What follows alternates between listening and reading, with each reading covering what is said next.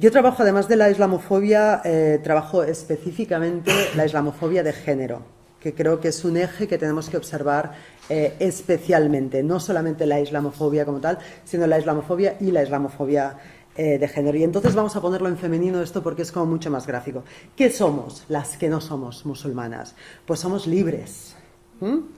Escogemos nuestra forma de vivir, escogemos la ropa que nos ponemos, tenemos derechos, respetamos los derechos humanos, ¿no? Estos son los titulares. Vamos a la letra pequeña del contrato. Somos libres, estamos al tanto del tema del aborto, ¿no? El derecho al propio cuerpo y todas esas cosas. Somos libres. Escogemos nuestra ropa. Si os miráis las unas a las otras, vamos vestidas bastante parecidas. Yo, si escogiese mi propia ropa, estaría en chándal aquí, pero no voy a dar conferencias en chándal, porque creo que no se me escucha con mucha atención cuando voy en chándal, ¿no? Ya empiezo de perdida. Así que, bueno, escojo mi propia ropa según cómo y según dónde. Cuando tengo que pasear por según qué sitios a según qué horas de la noche, y esto es más serio, no voy en minifalda o no voy con según qué ropa porque me juego un ataque. O sea que esa libertad tampoco la tengo, no solamente el que yo quiera que se me escuche más o menos, sino realmente proteger mi integridad a partir de la ropa que me pongo. Si me violan, además también van a ir a mirar qué ropa llevaba yo, por si estaba provocando de alguna forma esa violación que he sufrido.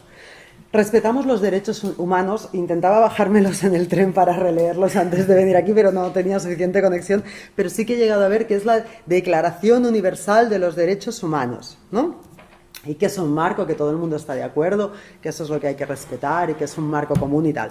Pues esos derechos humanos son derechos creados por personas blancas, europeas, tará, que por ejemplo no recogen el derecho al agua. ¿Por qué? Pues porque las personas que los escribieron abren un grifo y tienen el agua. Y entonces pues eso ni se piensan que eso pueda ser un derecho. Y eso tiene muchas consecuencias en el día a día de muchas personas. Preguntemos, por ejemplo, a las personas palestinas cuando Israel hace un cerco alrededor de sus fuentes, de sus pozos. Y ups, este pozo nos lo hemos quedado, pero a mala suerte porque esto no es un derecho humano, ¿no? Sobre la manera de construir nuestra identidad a partir de estos parámetros, que como veis son falsos, o sea, son ficticios. Es lo que tal vez nos gustaría ser, pero que ni de lejos somos, que ni siquiera las instituciones nos garantizan estos derechos, ni muchísimo menos, pero es que ni siquiera nosotras tenemos estos derechos así de manera activa en ninguna de nuestras devenires cotidianos. Si queréis leer más sobre este tema, yo recomiendo un concepto que a mí me parece muy interesante, aunque me he enterado por las élites, que se ve que ya está también pasado de moda, ya que cuando yo llego ya las élites ya se han ido, ya están en otra historia, pero yo que aún no estoy intentando entenderlo, me parece muy interesante, que es el homonacionalismo de Jasvier Puar, y de ahí derivamos el pinkwashing, que también podéis, si lo buscáis en internet encontraréis informaciones, y desde donde yo ahí derivo el purple washing, que es utilizar el feminismo contra algunas mujeres, ¿no? Contra algunas mujeres en concreto, y ahí pongo entre paréntesis las leyes contra el velo integral. A lo que vamos, montamos esa identidad en la que somos mujeres libres, emancipadas, felices, diversas y no sé cuántas otras cosas, y necesariamente necesitamos nuestro reverso, que nuestro reverso también, de una forma totalmente ficcional, es todo lo contrario. Es decir, a las musulmanas les cae encima de buenas a primeras y sin que nadie les vayamos a preguntar, pues que son, por supuesto, sumisas, por supuesto están esclavizadas, por supuesto son heterosexuales. O sea, ¿alguien cuando piensa una mujer musulmana piensa una boyera? No, pensamos en una hetero. Todas son heteros y todas son iguales, ¿no? Todos estos parámetros que son como nuestro reverso de esa imagen idealizada que tenemos. Entonces, ¿cómo asentar todas estas teorías postidentitarias que ya se han hecho, ya existen y ya funcionan?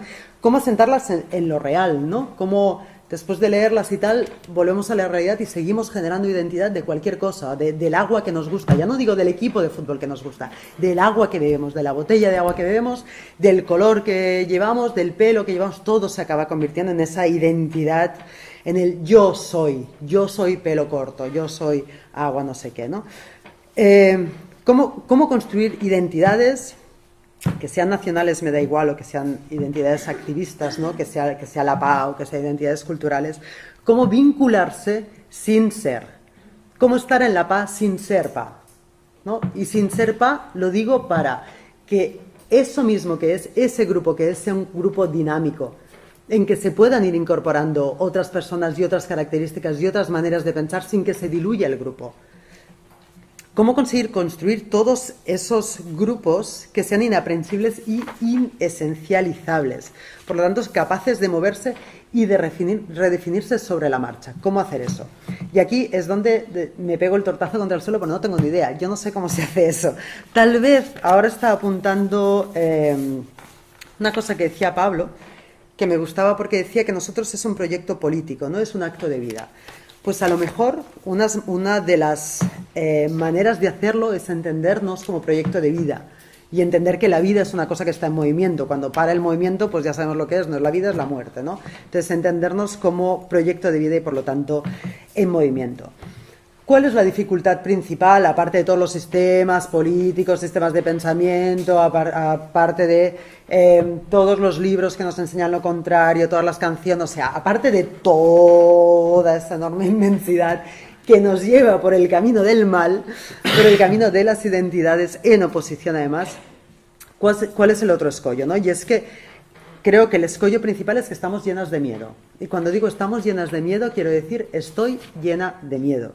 Y voy a hablar de mí en concreto. Yo creo que yo estoy llena de miedo y que me construyo ficciones que me ayudan a taparlo, ¿no? Me creo unos muros que hacen que no los vea y unas muletas y unos parches y entonces digo, aquí estoy segura, ¿no? Llevando esta ropa, sentándome además en un estrado, ¿no? Que os va a hacer más difícil discutirme que si estuviese ahí abajo y tal. Estoy bien, ¿no? Pero el miedo sigue, ¿no? El miedo está por abajo y tengo miedo a diluirme. Tengo miedo a estar sola, a ser rara, a que no me quieran, a perderme. Todos esos son mis miedos. Todos esos son mis miedos cuando me uno a una identidad cultural, cuando digo, no, yo soy europea, no, yo soy feminista hegemónica. Y todos esos miedos son los que se ponen en funcionamiento cuando yo digo, no, yo soy una pareja, somos una pareja cerrada. Y es por eso, por esos miedos, ¿no? Por intentar esconder esos miedos, que yo me aglutino, me amontono, me amalgamo, en lugar de atreverme a crecer. Me obligo constantemente a menguar, ¿no? Para no vivir tanto ese miedo. Yo, como soy escritora, mi forma de exorcismo es la palabra, ¿no? Nombrar el miedo, que es lo que acabo de hacer, ¿no? Deciros, pues mira, tengo miedo, ya verá ahí qué pasa. Por un lado, gracias por escucharlos, y acabo ya simplemente pues con la propuesta, la única propuesta que yo puedo hacer en este sentido, ¿no? Antes de cerrarnos en una identidad, de tener tan claro lo que somos y lo que son los demás, a lo mejor antes de nombrarlos a ellos o a ellas, sí que es interesante que nos paremos a pensar, nos paremos a mirar los propios miedos y a partir de eso nos nombremos, no a partir de nuestra proyección así con el pecho al aire y embravecidas, sino a partir de la otra proyección, ¿no? Lo que sabemos que somos cuando nos quedamos solas, tal vez empezarnos a nombrar a partir de ahí y a partir de ahí ir tendiendo redes que sirvan de planos y no tanto de líneas jerárquicas y verticales. Y muchas gracias.